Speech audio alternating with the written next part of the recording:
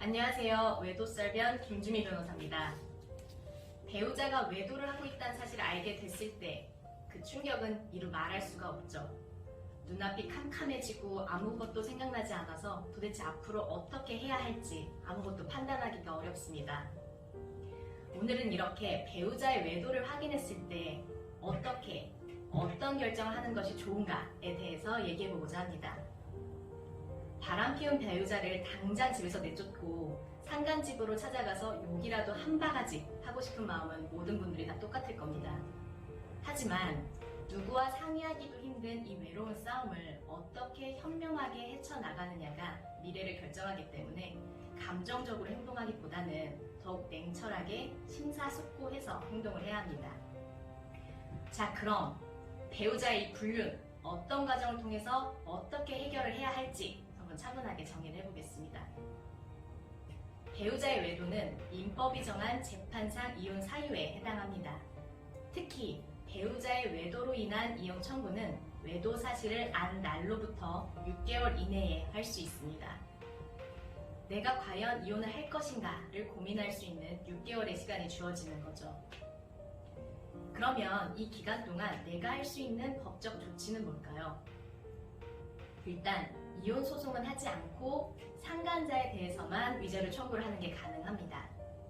배우자의 외도 사실을 입증할 수 있는 증거 자료를 수집을 하고 소장을 작성해서 송달하기까지 약 1, 2개월이 걸리는데 상간자한테 먼저 소장이 송달되고 난 후에 배우자가 어떤 태도를 보이느냐를 보고 나서 이혼을 결정하셔도 됩니다. 근데 나는 이 배우자를 더는 꼴도 보기 싫다. 그냥 한 번에 해결을 하고 싶다고 하시는 분들도 많습니다.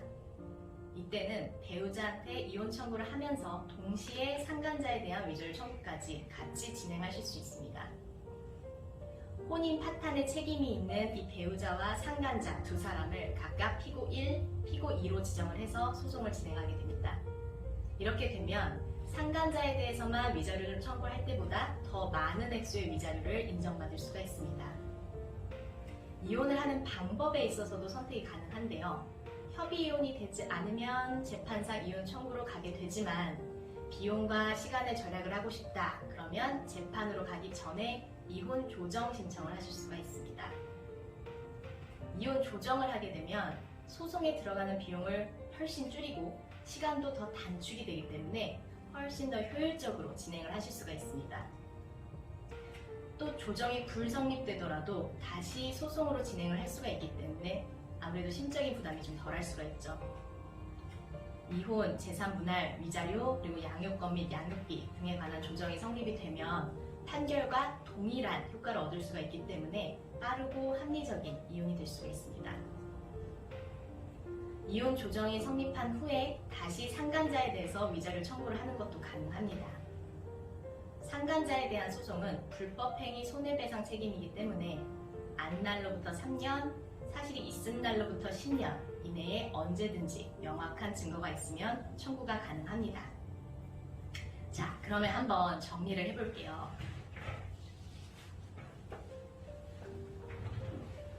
먼저 배우자에 대한 배우자와 상간자를 먼저 단절을 시키고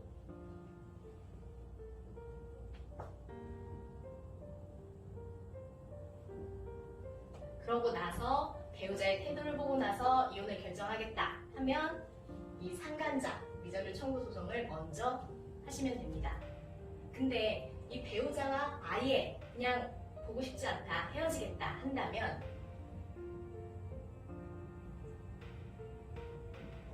이 배우자에 대한 이혼 소송과 함께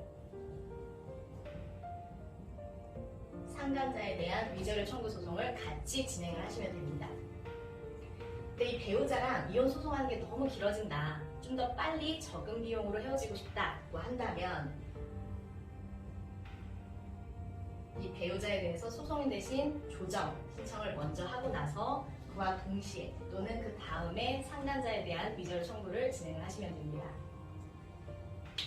외도썰변은 힘든 시간을 보내고 계시는 의뢰인분들을 절대로 혼자 두지 않습니다. 언제든지 상담 신청하시면 마음속 깊은 얘기들을 다 들어드리겠습니다. 힘내시고 의뢰인의 새로운 출발을 위해서 오늘도 함께하겠습니다. 법무법인 감천의 김주미